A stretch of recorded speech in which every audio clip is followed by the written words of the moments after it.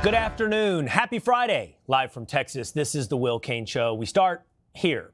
You're looking live now at Minnesota. People are skipping work, skipping school, not to relax, not to vacation.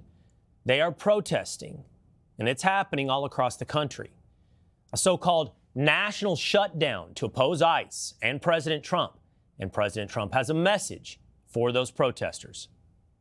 Do these people really want to have rapists? Do they really want to have drug dealers and people from prisons and murderers? Do they really want to have them in the community?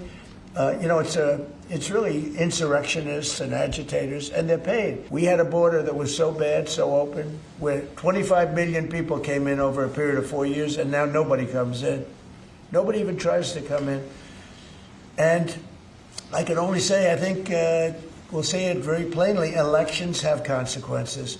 This isn't ending anytime soon. Right now, those live pictures are protests spreading across the country. These types of things have an ability to spiral, and we're going to keep our eye on it throughout the hour. Now, at the core of all of this is the defense of people in this country illegally. But if you ask, perhaps some of the people on your screen right now, if you ask the people on the streets or you ask their leaders, like Minneapolis Mayor Jacob Frey, they can't even tell you how many illegal immigrants live in, say, Minneapolis.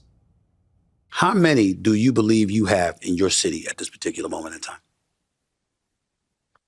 How many people that are undocumented or living in Minneapolis right now? Undocumented, yes. Do you have any idea? I don't know. I couldn't. I don't really have a guess as to how many presently are here. I do know that I think that the federal administration just got it kind of wrong.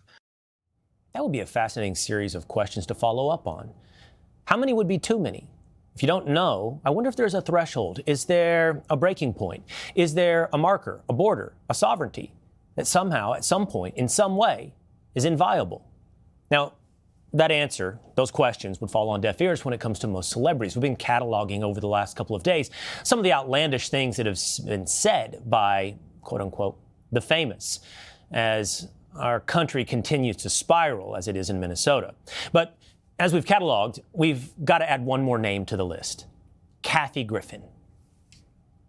I think the murder of Renee Good, the murder of Alex Preddy, putting children on planes and taking them to detention centers, which are really concentration camps. Call it what it is. They're concentration camps in the United States of America in 2026. It's time to talk to the neighbors in real life. It's time to talk to your neighbors, find out if they're MAGA or not. Sorry, but we have to know who's on our team and start to plan.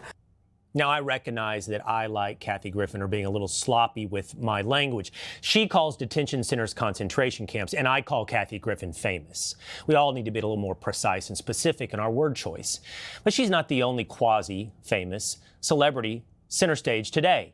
We can't forget about Don Lemon, arrested by federal agents in connection with the Minneapolis church storming earlier this month. A grand jury indicting Lemon on federal civil rights charges. He's expected this hour to walk out of the courthouse. But this is a big day not just for justice, but a big day for Don Lemon. One could argue this is the culmination of his life's work. Today is his Mount Everest of relevance. In his own mind, I'm sure today he sits aside MLK and Nelson Mandela. I'm sure somewhere ChatGPT is being fed the prompt to create the Netflix series, The United States versus Don Lemon. Today is your day, Don. I'm almost happy for you, Don. Now, Deputy Attorney General Todd Blanche was asked today about Lemon. Do you have a reaction to the arrest of Don Lemon overnight? Do you have a reaction to what? To Don Lemon's arrest overnight? Do I have a reaction to it? I don't know what that means. What are you looking for me to do? Jump up and down? No, I don't have a reaction to it. Meanwhile, Democrats keep pushing their anti-ICE agenda, but some won't say it straight. It's so unserious that they have announced it, for example, on Comedy Central. Allow any ICE raids to be staged from state properties. And we are also going to be standing up a portal so people can upload all their cell phone videos and alert people. Like if you see an ICE agent in the street, get your phone out. Yes. We want to know.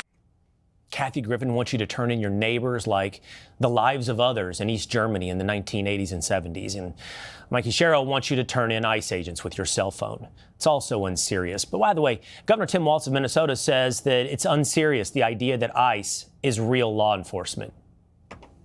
This idea, oh, you can't criticize ICE because you're criticizing law enforcement. They are not law enforcement. They are not professionals. How dare they slander that? And you can have J.D. Vance and you can have these people slander my police, saying, well, if Minneapolis and Minnesota's police would help us more, whatever, it's because we're professionals and we're taking care of the people.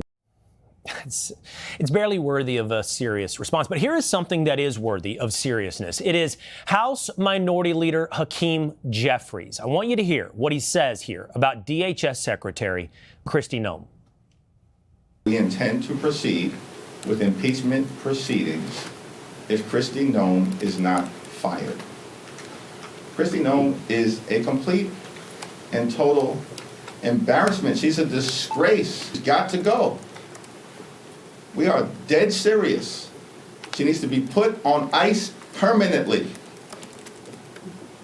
She's got to go. She needs to be put on ICE permanently. If you want to dismiss that as a pun, don't forget the context in which it exists, with Democrats calling ICE Gestapo, with them calling Donald Trump Hitler, with the assassination of Charlie Kirk. Demanding the DHS secretary be put on ICE permanently is disqualifying for the House Minority Leader. Disqualifying. No longer, in my mind, capable of responsibly holding elected office. Let's go back to Todd Blanche. Today, he said the DOJ is looking at left-wing groups as part of the investigation into the killing of Alex Preddy. The nexus of left-wing groups, this DOJ said that that's something that you guys were concerned about. Are you following money? Are you looking at a potential that all of this may be related somewhere? I mean, yes. Hey, it's Will Cain. Click here to subscribe to the Fox News channel on YouTube. It's the best way to get our latest interviews and highlights. And click to subscribe to the Will Cain podcast for full episodes right now.